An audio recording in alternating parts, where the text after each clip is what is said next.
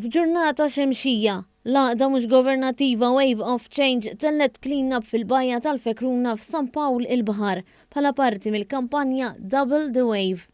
Għexieren ta' attivisti ngħaqdu biex mill-baħar tellgħu mijiet ta' biċċiet ta' skart li kien mormi maż-żminijiet bħal-plastik, sigaretti, tajers u ħadid. Bosta buħaddasa għenu wkoll biex jittella skart goff minn il-baħar. Fost dawk li ħadu sem biex jqajmu aktar arfin kien hemm ukoll ċkejknin li qalulna x'ġabru minn il-baħar. We found a lot of plastic and other things. Ġbart il-plastic.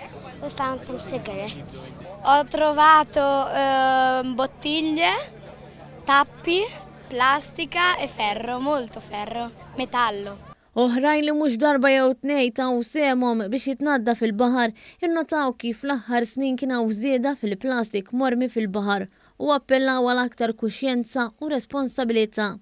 L-organizzatur Steve Farrugia kellu messaġġ għal kull min jarmi l-iskart barra.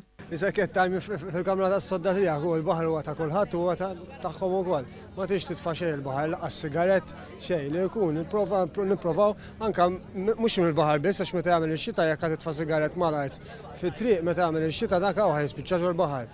Fost dawk preżenti għal din it-tindifa kien hemm ukoll l-għawiem Malti Nila Ġus li jagħmel parti minn din l-organizzazzjoni fejn ħeġġeġ aktar persuni jissieħbu fl-għaqda u jagħmlu il-parti tagħhom.